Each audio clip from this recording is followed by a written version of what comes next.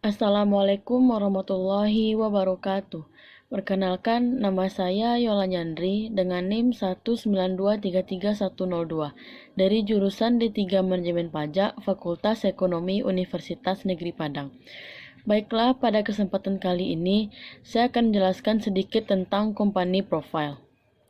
Company profile merupakan hal yang esensi bagi perusahaan besar maupun perusahaan rintisan. Oleh karena itu, dengan profil perusahaan dapat menggambarkan bisnis seperti apa yang kamu inginkan untuk target audiens perusahaan. Pada dasarnya, company profile adalah bentuk ringkasan perkenalan profesional tentang sebuah perusahaan. Company profile biasanya ditemukan pada situs resmi perusahaan untuk memberikan gambaran informasi yang penting kepada audiens tentang sebuah bisnis perusahaan seperti kisah berdirinya perusahaan, produk, layanan, dan posisi brand di pasar.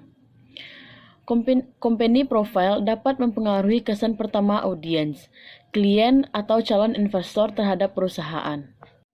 Terdiri dari 3 bagian pengaruh dalam membangun kesan terhadap perusahaan. Maka, company profile harus dirancang dengan memasukkan informasi penting seperti yang pertama, detail bisnis. Detail bisnis ini adalah tinjauan singkat dari perusahaan seperti nama perusahaan, alamat kantor, nomor telepon, dan email perusahaan.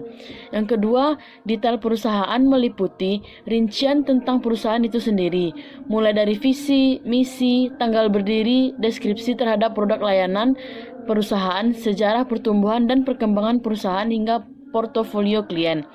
Selanjutnya, pengakuan industri. Di dalam profil perusahaan, terkadang juga dijelaskan pencapaian yang pernah diraih demi membuktikan nilai perusahaan, seperti sertifikasi, penghargaan, liputan media, testimoni hingga kemitraan. Dari penjelasan sebelumnya, company profile ini merupakan perusahaan yang harus dirancang dengan baik sehingga dapat membuat perusahaan terlihat unik dan menonjol dibandingkan persaingan lainnya. Fungsi dari company profile ini terbagi atas 4 bagian, yaitu yang pertama, memberi gambaran tentang bisnis perusahaan kepada target audiens dengan begitu mereka tahu apa yang berusaha ditawarkan perusahaan untuk memenuhi kebutuhan mereka. Yang kedua, membantu menciptakan brand story, yaitu perusahaan dapat menceritakan bagaimana sejarah perusahaan dalam bisnis, apa yang harus dicapai dan ditawarkan kepada audiens hingga pencapaian yang diraih.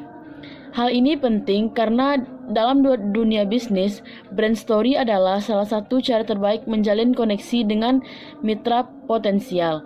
Selanjutnya yang ketiga, membantu mempromosikan brand. Profil perusahaan membantu mempromosikan brand perusahaan di antara masyarakat dengan cara menggunakan sosial media. Yang keempat, mengkomunikasikan keunikan karakter perusahaan, yaitu profil perusahaan membantu tidak hanya untuk ditujukan kepada klien, yaitu informasi dalam company profile juga berguna untuk menunjukkan keunikan perusahaan di mata investor, sehingga pelamar kerja dapat berminat untuk kerja di sana. Latar belakang usaha tersebut merupakan kegiatan untuk memperoleh keuntungan dan mengasah daya kreatif dalam berbisnis. Sebuah usaha harus diawali dengan perencanaan karena perencanaan merupakan suatu bentuk pondasi bagaimananya suatu usaha akan berkembang nantinya. Dalam berbisnis, kita melihat peluang untuk mengembangkan suatu produk makanan, yaitu bernama kerak telur. Kerak telur makanan yang sehat untuk kalangan anak-anak dan orang dewasa. Baiklah, hanya itu yang dapat saya sampaikan pada video kali ini. Terlebih dan terkurang, saya mohon maaf. Wabillahi taufik wal hidayah. Wassalamualaikum warahmatullahi wabarakatuh.